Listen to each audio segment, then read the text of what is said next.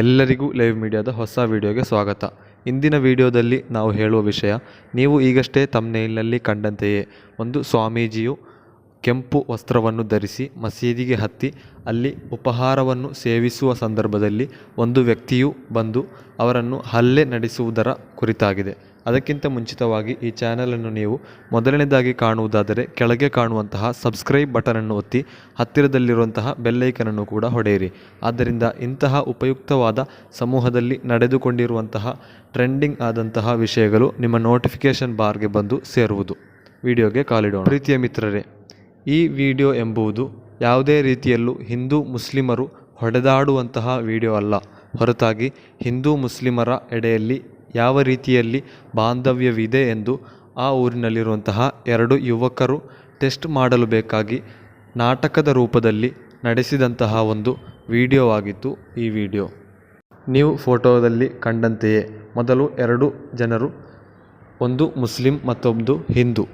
ಆ ಮುಸ್ಲಿಮನು ಟೋಪಿ ಹಾಕಿ ಮತ್ತೊಂದು ಹಿಂದೂ ಕೆಂಪು ವಸ್ತ್ರಗಳನ್ನು ಧರಿಸಿ, ಉದಾಹರಣೆಗೆ ಹೇಳುವುದಾದರೆ ಸ್ವಾಮೀಜಿಗಳು ಧರಿಸುವಂತಹ ವಸ್ತ್ರಗಳನ್ನು ಧರಿಸಿ ಮಸೀದಿಯಲ್ಲಿ ರಂಜಾನ್ ತಿಂಗಳಿನಲ್ಲಿ ಉಪವಾಸ ತೊರೆಯುವಂತಹ ಸಂದರ್ಭದಲ್ಲಿ ಆ ಹಿಂದೂ ಯುವಕನು ನೇರವಾಗಿ ಬಂದು, ಸ್ವಾಮೀಜಿಯ ವಸ್ತ್ರವನ್ನು ಧರಿಸಿದಂತಹ ಆ ಹಿಂದೂ ಯುವಕನು ನೇರವಾಗಿ ಮಸೀದಿಯೊಳಗೆ ಬಂದು ಆಹಾರವನ್ನು ಸೇವಿಸಲು ಬೇಕಾಗಿ ಅಲ್ಲಿ ಕುಳಿತಾಗ ಅವರು ಹೇಳಿದಂತೆ ಮೊದಲೇ ನಾಟಕದ ರೂಪದಲ್ಲಿ ಅವರು ತಯಾರಿಸಿದಂತೆಯೇ ಆ ಮುಸ್ಲಿಂ ಯುವಕನು ಬಂದು ಅವರನ್ನು ಅಲ್ಲಿಂದ ಎದ್ದೇಳಿಸಿ ಅಲ್ಲಿಂದ ಹೊರಗೆ ಹೋಗಲು ಸೂಚಿಸಿದ. ಹೀಗೆ ಅವರನ್ನು ಹೊರಗೆ ಹೋಗಲು ಹೇಳಿ ಅವನೇ ಹೊರಗೆ ಹೊಡೆಯುತ್ತಾ ಕಲಿಸಿದ. ಇದು ಸರಿಯಾಗಿಯೂ ನಿಜವಾಗಿಯೂ ಅವರ ಎಡೆಯಲ್ಲಿರುವಂತಹ ದ್ವೇಷವೇನೂ ಅಲ್ಲ. ಅವರು ಆ ಊರಿನವರು ಯಾವ ರೀತಿಯಲ್ಲಿ ಪ್ರತಿಕ್ರಿಯಿಸುತ್ತಾರೆ ಎಂಬ ರೀತಿಯಲ್ಲಿ ಟೆಸ್ಟ್ ಮಾಡಲು ಬೇಕಾಗಿ ಮಾಡುವುದಾಗಿದೆ. ಹೀಗೆ ಅವನು ಹೊಡೆಯುತ್ತಾ ಅವರನ್ನು, ಆ ಸ್ವಾಮೀಜಿಯನ್ನು ಹೊರಗೆ ಕಳಿಸುತ್ತಿರುವಂತಹ ಸಂದರ್ಭದಲ್ಲಿ ಆ ಊರಿನವರು ಒಮ್ಮೆಲೇ ಈ ಮುಸ್ಲಿಮನ ವಿರುದ್ಧವಾಗಿಯೇ, ಆ ಊರಿನ ಮುಸ್ಲಿಂ ಯುವಕರು ಮುಸ್ಲಿಮನ ವಿರುದ್ಧವಾಗಿಯೇ ಅವರು ನಿಂತರು.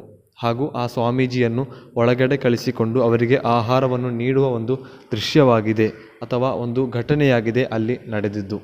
ಈ ಇಬ್ಬರು ಮಾಡುವುದು ನಾಟಕವಾಗಿದ್ದರೂ ಕೂಡ ಬಾಕಿ ಇರುವ ಊರಿನವರೆಲ್ಲರೂ ಕೂಡ ನಿಜವಾಗಿಯೂ ಸೀರಿಯಸ್ ಆಗಿಯೂ ಮಾಡುತ್ತಿದ್ದಾರೆ. ಅವರಿಗೆ ಯಾವುದೇ ರೀತಿಯಲ್ಲೂ ಇವರು ಮಾಡುತ್ತಿರುವುದು ನಾಟಕ ಎಂಬ ಒಂದು ವಿಷಯವೂ ಗೊತ್ತಿಲ್ಲ. ಅವರು ನಿಜವಾಗಿಯೂ ಸೀರಿಯಸ್ ಆಗಿಯೂ ಮಾಡುತ್ತಿದ್ದಾರೆ. ಈ ರೀತಿಯಲ್ಲಿ ಇವರು ಮಾಡಿದಂತಹ, ಈ ಇಬ್ಬರು ಯುವಕರು ಮಾಡಿದಂತಹ ಪರೀಕ್ಷೆಯಲ್ಲಿ ಹಿಂದೂ ಮತ್ತು ಮುಸ್ಲಿಂ ಧರ್ಮದೆಡೆಯಲ್ಲೂ ಕೂಡ ಒಳ್ಳೆಯ ರೀತಿಯಲ್ಲಿ ಬಾಂಧವ್ಯವಿದೆ ಎಂದು ಈ ವಿಡಿಯೋ ಮೂಲಕ ನಮಗೆ ತಿಳಿಯುತ್ತದೆ.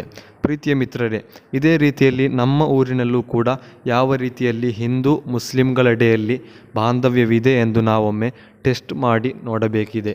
ಯಾಕೆಂದರೆ ಇಂದು ಭಾರತದ ಸ್ಥಿತಿಯು ಬಹಳ ಶೋಚನೀಯವಾಗಿದೆ.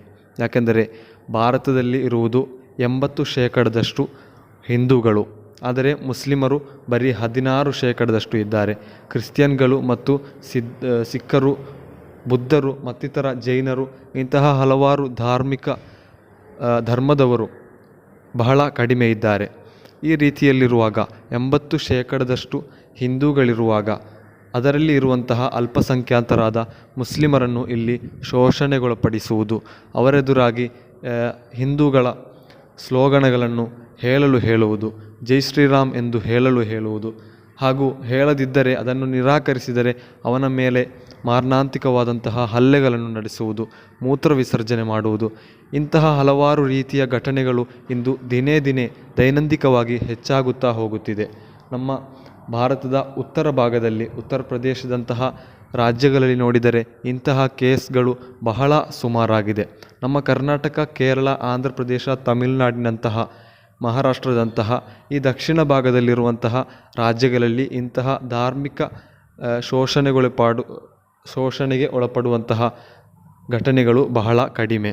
ಆದರೆ ಭಾರತದ ಉತ್ತರ ಭಾಗದಲ್ಲಿ ಹಲವಾರು ರೀತಿಯಲ್ಲೂ ಕೂಡ ಇಂತಹ ಧಾರ್ಮಿಕ ರೀತಿಯಲ್ಲಿರುವ ಶೋಷಣೆಗಳು ದೈನಂದಿನವಾಗಿ ಅಧಿಕವಾಗುತ್ತಾ ಹೋಗುತ್ತಿದೆ.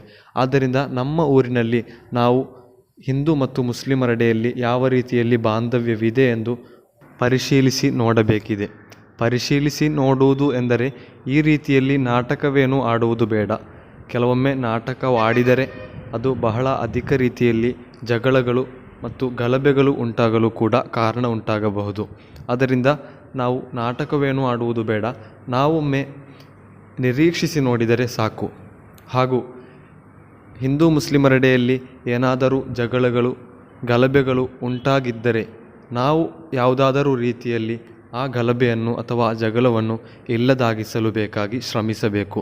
ಅದಕ್ಕಿರುವ ದಾರಿಗಳು ಏನೆಂದು ಹೇಳಿದರೆ, ಹಿಂದೂ ಮುಸ್ಲಿಂ ಹಾಗೂ ಕ್ರಿಶ್ಚಿಯನ್ ಎಲ್ಲ ಧರ್ಮದವರನ್ನು ಕೂಡ ಒಂದು ಗಡೆಯಲ್ಲಿ ಸೇರಿಸಿಕೊಂಡು ಅವರಿಗೆ ಆಹಾರ ನೀಡುವುದು, ಅಥವಾ ಮದುವೆಗಳಂತಹ ಸಮಾರಂಭಗಳನ್ನು ಎಲ್ಲ ಧರ್ಮದವರಿಗೂ ಕೂಡ ಆಹ್ವಾನವನ್ನು ಮಾಡಿ ಅವರಿಗೆ ಆಹಾರವನ್ನು ನೀಡುವುದು. ಅವರು ಸೇವಿಸಿದಂತಹ ಆಹಾರವಿರಬಹುದು, ಆ ಆಹಾರವನ್ನು ಅವರಿಗೆ ನೀಡದಿರುವುದು. ಹೀಗೆ ಒಳ್ಳೆಯ ರೀತಿಯಲ್ಲಿ ಅವರಿಗೆ ಬೇಕಾದಂತಹ ಸ್ವೀಕರಣೆಯನ್ನು ಅವರಿಗೆ ನೀಡುವುದು. ಅವರ ಧಾರ್ಮಿಕ ಆಚರಣೆಗೆ ಅಡ್ಡಿಯಾಗುವಂತಹ ಯಾವುದೇ ಸಮಾರಂಭಗಳನ್ನು ಇಡದಿರುವುದು.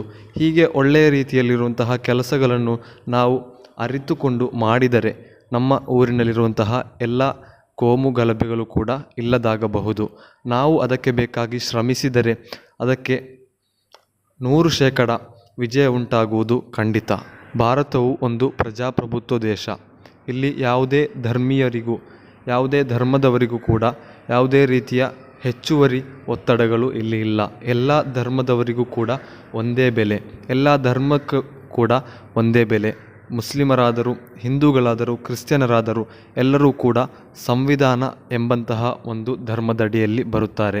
ಆ ಸಂವಿಧಾನವನ್ನು ಎಲ್ಲ ಧರ್ಮದವರು ಕೂಡ ಅನುಸರಿಸಲೇಬೇಕು. ಆ ಸಂವಿಧಾನದಲ್ಲಿ ಹೇಳುತ್ತಿರುವುದು ಎಲ್ಲ ಧರ್ಮದವರು ಇಲ್ಲಿ ಒಂದೇ ಆಗಿದ್ದಾರೆ. ಆದರೆ ಇಂದು ಭಾರತದಲ್ಲಿ ನಮಗೆ ಕಾಣುತ್ತಿರುವುದು ಕೆಲವೊಂದು ಧರ್ಮಗಳಿಗೆ ಹೆಚ್ಚಾಗಿ ಇಲ್ಲಿರುವಂತಹ ಸರ್ಕಾರಗಳು ಒತ್ತಡಗಳನ್ನು ಹೇರಿಕೊಂಡು ಕೆಲವೊಂದು ಧರ್ಮಗಳನ್ನು ಕೀಳಾಗಿ ಕಂಡುಕೊಂಡು ಅವರ ವಿರುದ್ಧವಾಗಿ ಇಲ್ಲಿ ಕೋಮು ಗಲಭೆಗಳನ್ನು ರಾಜಕೀಯ ಪಾರ್ಟಿಗಳು ಅಥವಾ ರಾಜಕೀಯ ಮನುಷ್ಯರೇ, ರಾಜಕೀಯ ನೇತಾರರೇ ಇಲ್ಲಿ ಒಂದೊಂದು ಕಿಡಿಗಳನ್ನು ಹೊತ್ತಿಸುತ್ತಾರೆ. ಅಥವಾ ಹೊತ್ತುತ್ತಿರುವಂತಹ ಕಿಡಿಗೆ ನೀರು ಹಾಕುವುದರ ಬದಲಾಗಿ ಅವರು ಅದಕ್ಕೆ ಸೀಮೆಣ್ಣೆಯನ್ನು ಹಾಕಿ ಆ ಹೊತ್ತುವ ಕಿಡಿಯನ್ನು ದೊಡ್ಡ ಕಾಡ್ಗಿಚ್ಚಾಗಿಯೇ ಬದಲಾವಣೆ ಮಾಡುತ್ತಿದ್ದಾರೆ ಇಲ್ಲಿನ ರಾಜಕೀಯ ನೇತಾರರು.